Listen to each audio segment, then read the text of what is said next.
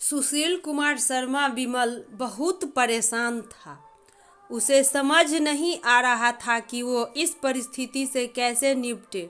वो अपनी माँ को बहुत चाहता था, किंतु उसकी पत्नी और बच्चे उसकी माँ से बहुत दूर भागते थे, क्योंकि उसकी माँ की एक आँख नहीं थी, साथ ही उसकी कमर 90 डिग्री अंश पर झुकी हुई थी। वैसे वह अपना काम सब खुद कर लेती थी, किंतु फिर भी वह उसकी पत्नी और बच्चे के लिए हमेशा खटकती रहती थी।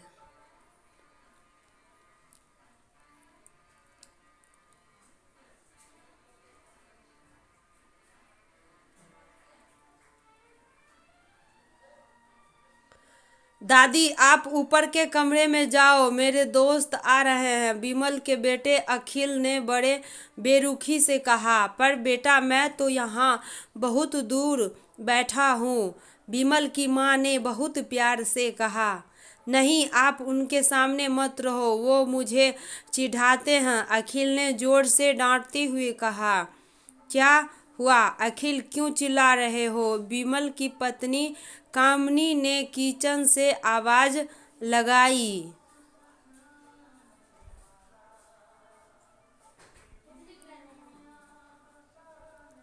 देखो ना माँ, ये दादी यहीं ड्राइंग रूम में बैठी है और मेरे दोस्त आ रहे हैं, अखिल ने शिकायत भरे लहजे में कहा।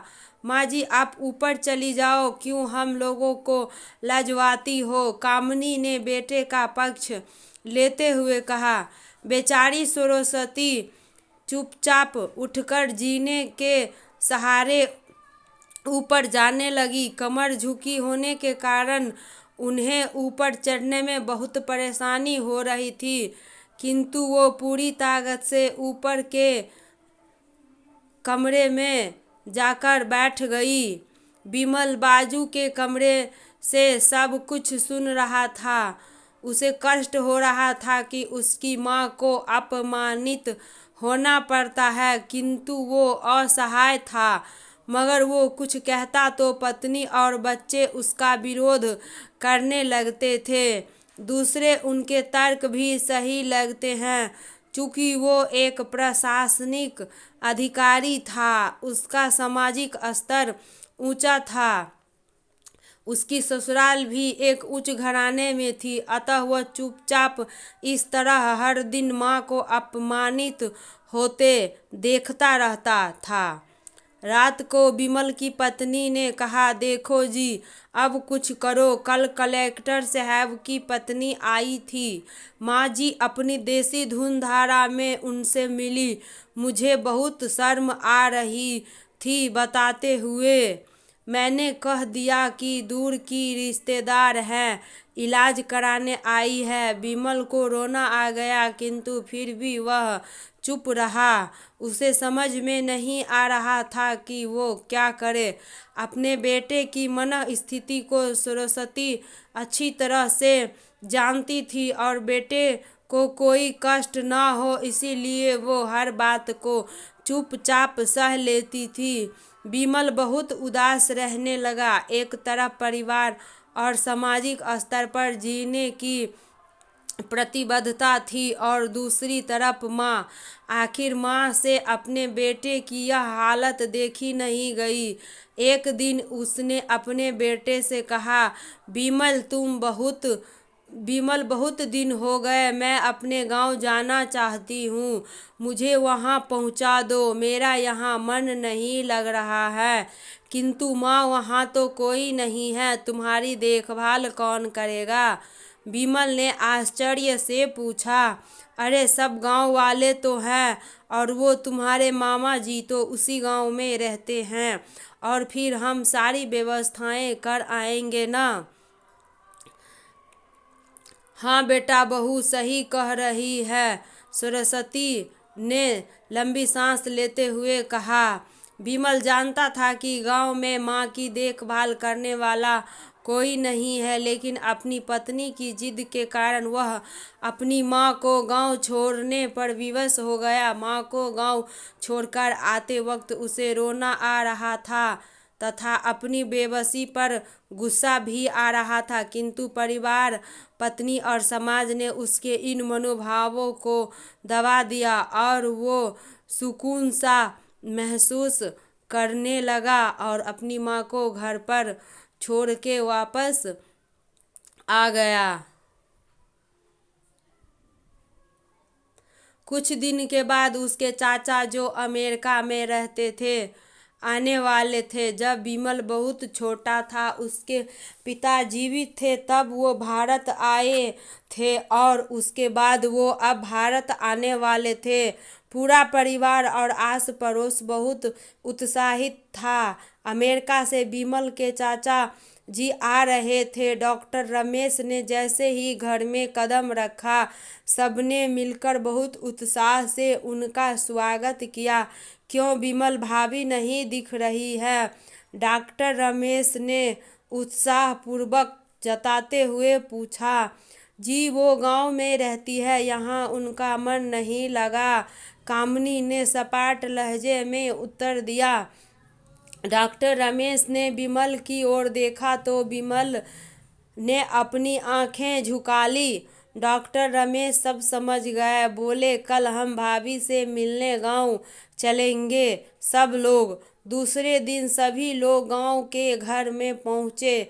देखा कि सरस्वती को बहुत तेज बुखार है और वो पलंग पर असहाय पड़ी है। डॉक्टर रमेश दौड़कर सरस्वती के पास गए, उनके पैर छूकर रोने लगे। सरस्वती की ये हाल उनसे देखा नहीं गया। उन्होंने कहा, वाह बेटा विमल, तूने तो नाम उजागर कर दिया। अपनी माँ की ये हालत देखकर तुझे तो शर्म भी नहीं आ रही होगी। डॉक्टर रमेश ने विमल को लगभग डांटते हुए कहा, नहीं देवर जी, विमल का कोई दोष नहीं है, मैं खुद गांव आई थी। सरस्वती ने अपने बेटे का बचाव किया। मुझे सब पता चल गया भाभी, आप चुप रहो। क्यों बहू, तुम्हें अपनी सास की कुरूपता पसंद नहीं है? समाज में तुम्हें नीचा देखना पड़ता है ना? डॉक्टर ने कहा। कामनी निरुत्तर होकर विमल को देखने लगी। आज तुम जिस सामाजिक स्तर पर हो वो इन्हीं के संघर्षों की देन है। और बेटा विमल, तुम्हें शायद मालूम न हो कि बचपन में जब तुम 1 साल के थे, तब छत से नीचे गिरने के कारण तुम्हारी एक आंख फूट गई थी। तुम्हारी रीढ़ की हड्डी में भी समस्या थी। तब तुम्हारी इस कुरूप माँ ने अपनी एक आंख और अपना बोन मैरो देकर तुम्हें इतना सुंदर स्वरूप दिया था। कामनी बेटा, इतने सालों तक संघर्ष करके बेटे को प्रशासनिक अधिकारी बनाने वाली इस संघर्षशील औरत की तुम लोगों ने यह दशा कर दी। तुम्हें ईश्वर कभी नहीं माफ़ करेगा। डॉक्टर रमेश की आंखें में अश्रु जलधारा बह रही थी। अब भाभी, आप मेरे साथ अमेरिका जाएंगी, यहाँ इन स्वार्थी लोगों के बीच नहीं रहना। डॉक्टर रमेश ने सरस्वती से कहा।